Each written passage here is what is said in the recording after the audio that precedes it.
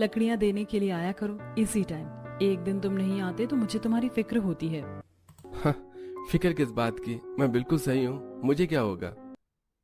पूजा madam किसी भी दूसरे पार्टी के बंदों से प्यार से बात भी नहीं करती और इसकी इतनी फिक्र करती हैं।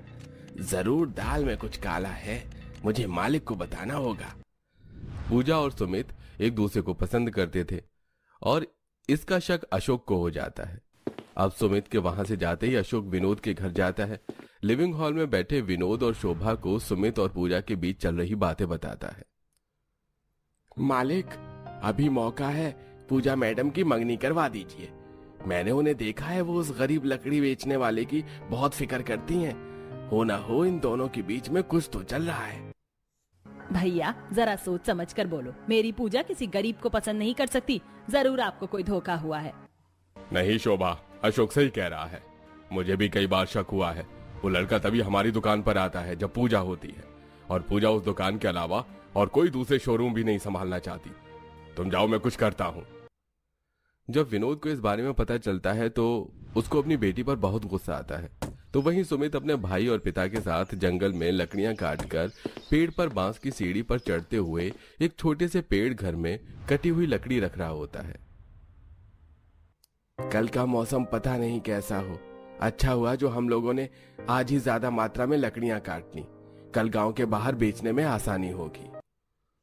यह तो तूने बिल्कुल सही कहा दिवाकर, और सबसे अच्छी बात तो यह है कि सुमित के कहने पर हमने पेड़ पर अपना छोटा सा पेड़ घर बना दिया।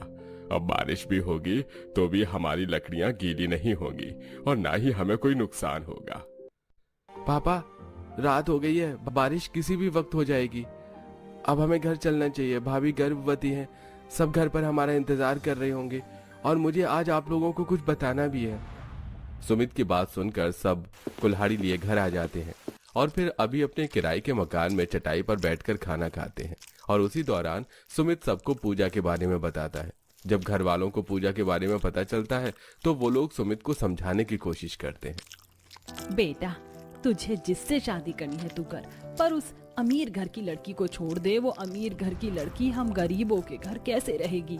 हाँ भैया, माँ बिल्कुल सही कह रही है। वो मखमल के बिस्तर पर सोने वाली हम लोगों के साथ जमीन पर कैसे सोएगी।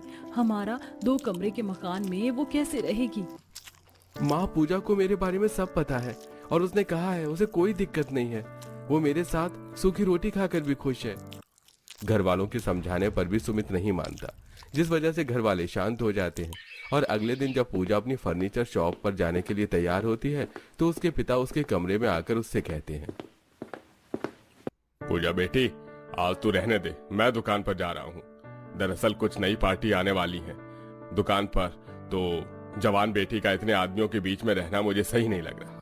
तेरे पापा बिल्कुल सही कह रहे हैं। एक ही दिन की तो बात है, आज ही रुक जा।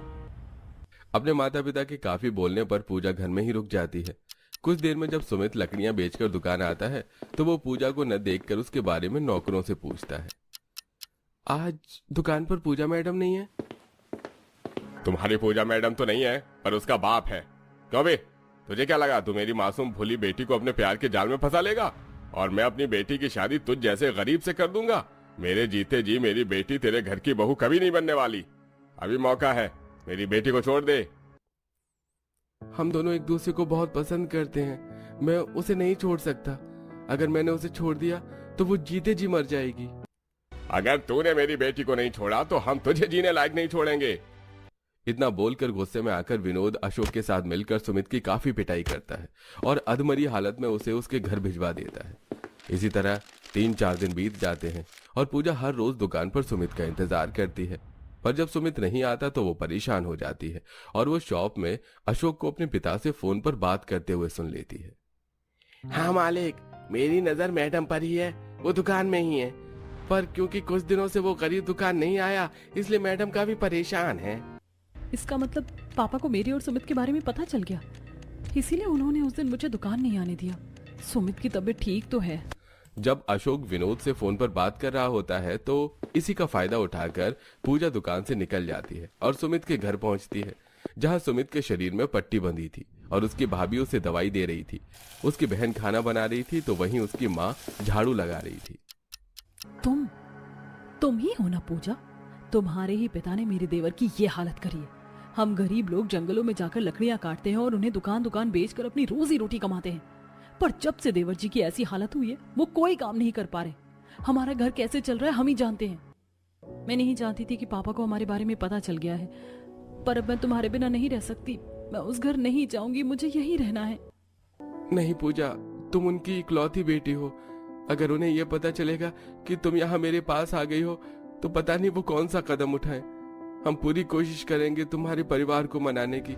अभी तुम घर जाओ, अब मैं पहले से बहुत बेहतर हूँ। हाँ बेटा, किसी भी रिश्ते की शुरुआत करने के लिए माँ बाप का आशीर्वाद लेना बहुत जरूरी होता है। सुमित और उसके परिवार के कहने पर पूजा वहां से चली जाती है और जैसे ही वो घर जाती है विनोद अपनी बेटी को एक थप्पड़ मारता है और उससे कहता है, उस गरीब लकड़ी बेचने वाले के ही घर गई थी ना, उसी से मिलकर आ रही है ना। पर अब बहुत हुआ, मैंने तुम्हारा रिश्ता तय कर दिया है। अगले ही हफ्ते अब तुम्हारी शादी होगी। शोभा, तुम अपनी बेटी पर नजर रखना। पूजा, तूने ये सही नहीं किया। एक बार हमारी इज्जत का तो ख्याल रख लेती। जब आप लोगों को मेरा ख्याल नहीं है, मेरी खुशी का ख्याल नहीं है, तो मैं आप लोगों का ख्याल क्यों रखूं? रोती हुई पूजा अपने कमरे में चली जाती है। देखते ही देखते एक हफ्ता बीत जाता है और शादी का दिन भी आ जाता है, पर पूजा अपने घर वालों को नहीं मना पाती। इसीलिए वो शादी वाले दिन ही लहंगे में सजी अपने कुछ कपड़े और पैसे लेकर मौका देखकर शादी से भागकर सुमित के घर आ जाती है, जहां सुमित अपने भाई और पिता के साथ कुछ लकड़ियां लेकर आता है। अच्छा हुआ सुमित जो तुम आ गए। मेरे पापा कभी तुम्हें नहीं अपनाएंगे। अब हमें शादी कर लेनी चाहिए। आज मेरी शादी थी, वो जोर जबरदस्ती मेरी शादी करवा रहे थे, पर मैं वहां से भाग चुकी हूँ। अब मैं वहां नहीं जाऊंगी। अगर तुमने भी मुझे नहीं अपनाया तो आज मेरी इस घर से लाश उठेगी। पूजा, तुम रो मत। अब मैं तुम्हें यहाँ से कहीं नहीं भेजूंगा। अब हम साथ में रहेंगे। अगर तुम बच्चों ने फैसला कर ही लिया है साथ रहने का, तो हम कल सुबह ही तुम दोनों की शादी करवा देंगे। अभी रात हो चुकी है और बाहर तेज आंधी तूफान चल रहा है। क्योंकि बाहर काले बादल छाए हुए थे, इसलिए वो लोग सुबह होने का इंतजार करते हैं।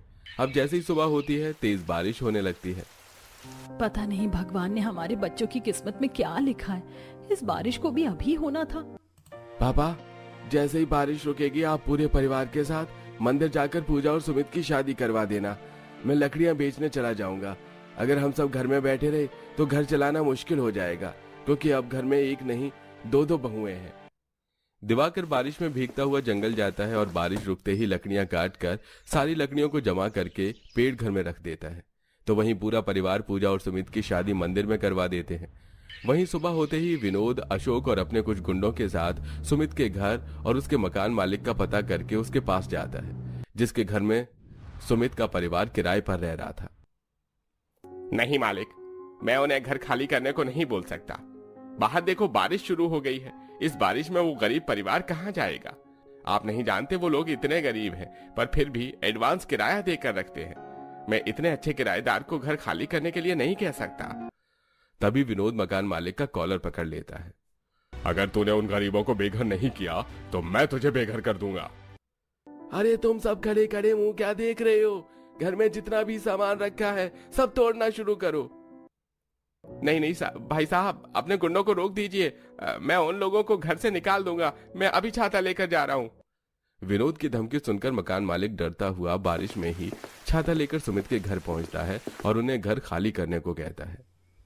भैया, हमने तो इस महीने का किराया भी भर रखा है। हम इस बारिश में कहाँ जाएंगे? मेरी एक बहू गर्भवती है और दूसरी बहू आज ही शादी करके घर आई है। आपके घर बहू नहीं आफत आई है अम्मा जी। आप कृपया करके मेरा घर खाली कर दीजिए, वरना आप लोगों के चक्कर में मैं बेघर हो जाऊंगा। ठीक है मालिक, हमें थोड़ा समय दो। हम अपना सामान पैक करके शाम होने से पहले घर खाली कर देंगे। सुरेश अपने मकान मालिक की हालत को समझता है और पूरा परिवार उदास अपना अपना सामान समेट लेते हैं। देखते ही देखते बारिश भी बंद हो जाती है और वो लोग शाम होने से पहले घर खाली कर देते हैं और रास्ते पर चलते चलते वो लोग बातें करते हैं। माँ, फिर से काले बादल छा रहे हैं। अब तो तेज तूफान भी आ रहा है। हम इस बारिश में कहाँ जाएंगे? माँ जी, हमारे सर पर अब कोई छत नहीं है। रात कहाँ बिताएंगे? कुछ ही देर में अंधेरा हो जाएगा। अब हम क्या करें? मैं आसपास में बात करके आता हूँ। सुमित दिवाकर के साथ आसपास के घरों में बात करने जाता है तो वहीं सुरेश अपने पूरे परिवार के साथ एक पेड़ के पास बैठ जाता है।